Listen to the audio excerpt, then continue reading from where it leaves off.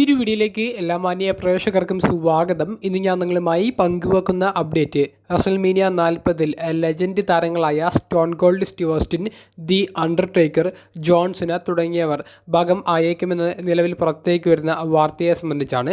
അപ്പോൾ നമുക്ക് അധികം ദീർഘിപ്പിക്കാതെ നേരെ വീഡിയോയിലോട്ട് കിടക്കാം. WWE ചരിത്രത്തിലെ ബിഗസ്റ്റ് റസൽമേനിയ കാർഡാണ് എന്നുള്ളൊരു രീതിയിലാണ് ഇതുവരെ റസൽമേനിയ 40-ന് WWE കൊടുത്ത ഒരു ഹൈപ്പ് എന്ന് പറയുന്നത്. ആ ഒരു ഹൈപ്പ് വർദ്ധിപ്പിക്കുന്ന രീതിയിലുള്ള ഒരു വാർത്തയുമാണ് നിലവിൽ പുറത്തേക്ക് വരുന്നത്. റെസ്ലിംഗ് ഒബ്സർവറായ ഡേം മെൽസറിൻ്റെ പുതിയൊരു റിപ്പോർട്ട് പ്രകാരം റസൽമേനിയ 40-ന്റെ ഭാഗമാകാൻ Stone Cold Steve Austin, John Cena, the Undertaker തുടങ്ങിയ ലെജൻഡറി റെസ്ലേഴ്സ് വന്നേക്കാൻ സാധ്യത ഉണ്ടെന്നാണ് അദ്ദേഹം പറയുന്നത്. ആ ഒരു റിപ്പോർട്ടിനെ കുറിച്ച് നമ്മൾ വിശദമായി പരിശോധിക്കുകയാണെങ്കിൽ ഒഫീഷ്യലായിട്ടുള്ള ഒരു വാർത്ത അല്ല എന്നുള്ളത് ഡേം മെൽസർ പറയുന്നുണ്ട്.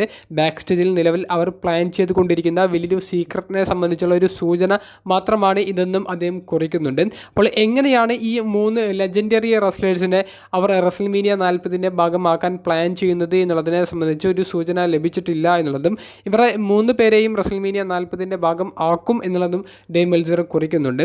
Stone Cold Steve Austin, John Cena തുടങ്ങിയവരെ ഒരു സ്റ്റോറി ലൈൻ്റെ ഭാഗമായി ക്രിയേറ്റീവ് ടീമിനെ റസൽമേനിയ 40-ൽ കൊണ്ടുവരാൻ സാധിക്കും. ആ ഒരു story rock, Roman Reigns, Cody Rhodes തുടങ്ങിയവരുടെ സ്റ്റോറിയിലാണ്. അതായത് റോക്കും സ്റ്റോൺ കോൾഡ് സ്റ്റീവ് ഓസ്റ്റിൻ തമ്മിലുള്ള ഒരു ചരിത്രം എങ്ങനെയാണെന്നുള്ളത് പ്രത്യേകിച്ച് മെൻഷൻ ചെയ്യേണ്ട കാര്യമില്ല. അതുപോലെ തന്നെ ജോൺസണയുടെ അവസാന WWEയിലേക്കുള്ള ഒരു തിരിച്ചുവരവിൽ ബ്ലഡ് ലൈനെതിരെയുള്ള സ്റ്റോറിയാണ് സീന ചെയ്തത്.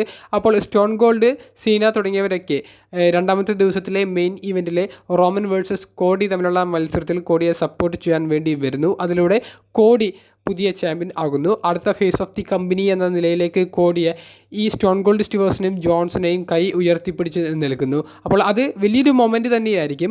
അങ്ങനെ വേണമെങ്കിൽ അവർക്ക് ഇവരെ യൂസ് ചെയ്യാൻ സാധിക്കും. അണ്ടർടേക്കറിനാണെങ്കിൽ മറ്റൊരു സിംഗിളായിട്ടുള്ള ഒരു സെഗ്മെൻറ്റ് കൊടുത്തുകൊണ്ട് അദ്ദേഹത്തെയും റസൽമേനിയ 40-ന്റെ ഭാഗമാക്കാനും സാധിക്കും.